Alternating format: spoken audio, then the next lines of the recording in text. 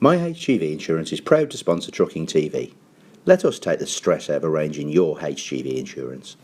Welcome to Trucking TV and part 1 of Driver's Day Series 6, but this time it's a driver's night with Michael Scott of Lantern Recovery Specialists based at South Mimms on the M25. As usual, we're here as the engine starts and we have no idea how the night will go.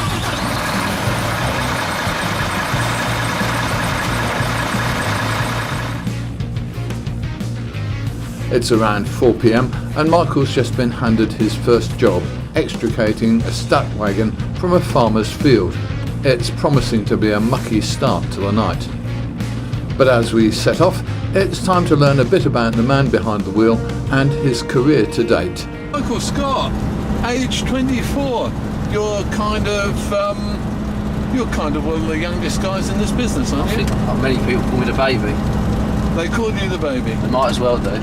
Every time I have a shave and a haircut, I look about 4 years old apparently. How long have you been doing this, Michael? I started when I was 19. Yeah. I went out with a good friend of mine 3 days a week. Yeah. So I used to drive for a firm called Bidvest Logistics. Because I started at 16 as a mechanic at Scania. Right. Got my diplomas and everything. Then I just got a bit bored of being stuck in a workshop and there was no place on a service van, so I left there. I went to a few other garages and just didn't really settle in. My father had his own business, so the trucks has always been something to me when I was little, very small. Yeah. My mum and dad will turn around and say to everyone that where everywhere else was playing with Action Man, I was playing with lorries. So it's always something I've wanted to get into. So after I passed my class 2, went to drive for Bidvest Logistics for 9 months to a year. And while I was driving for Bidvest, a friend of mine was doing the recovery. Yeah. So he was showing me the ropes. Uh-huh. And it was just sort of happy accident, because I just thought, I'll go out and see what it's like. Right. Because obviously when people get towed in, it just always drawed me. I sort of go over and give them a hand, put the shaft back in. And it sort of went from there, and I said, let's go out for the day, let's see what it's all about and that. And I've just been hooked ever since. The recovery is a job that you either love it or you hate it. Yeah.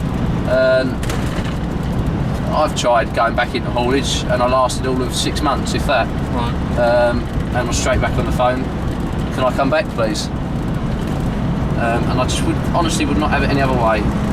Today you could be doing winch outs, you could do 7.5 tonners all day long, the next day you could do a rollover, or you could get nothing but Arctics all day. The next minute you're doing a local in London, and the next week you're going out to Liverpool.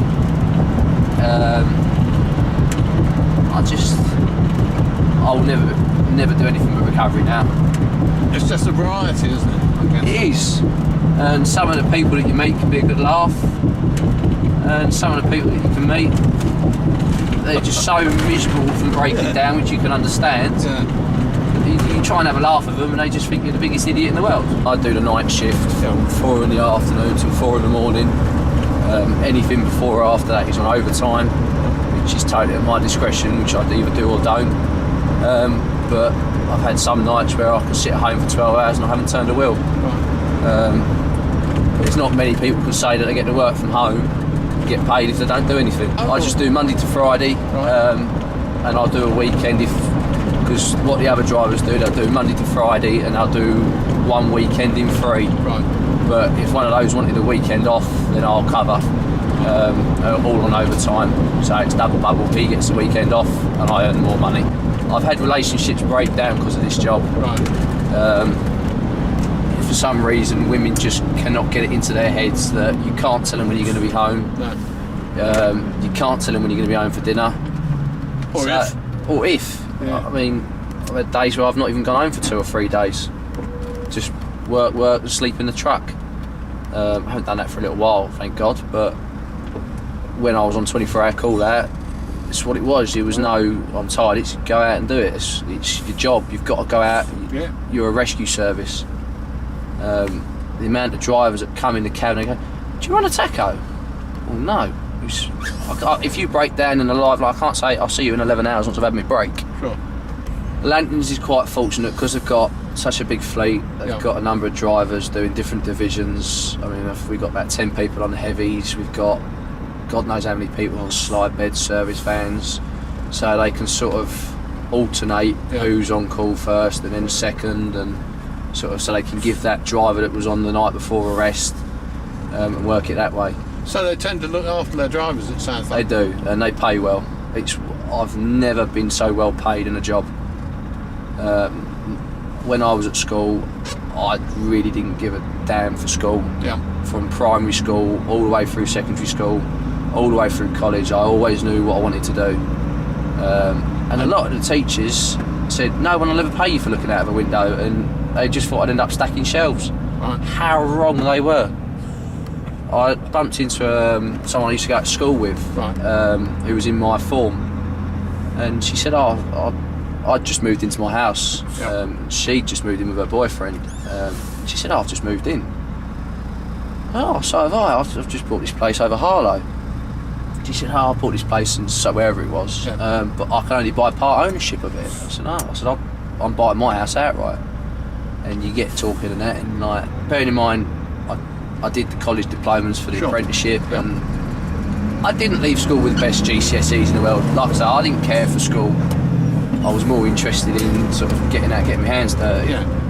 And some of the people, I mean, as you probably well know, that they go to get all these fancy diplomas and qualifications, get a massive student loan, paying it back for the rest of their life, and some of them stacking shelves in Tesco's. Working for McDonald's. Exactly, work for. I mean, this girl, in instance, she works for a charity, and she said she was scraping about 15, 16 grand a year.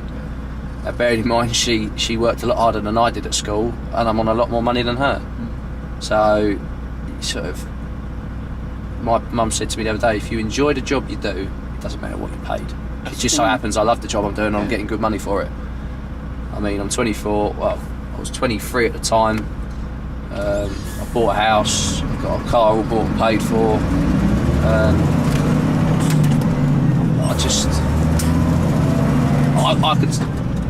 I could never put in the words how much I love doing recovery, to be honest with you. In part 2, you'll find Michael reversing this 25-tonne wrecker for about a mile up a narrow, dead-end country lane to find that stuck truck.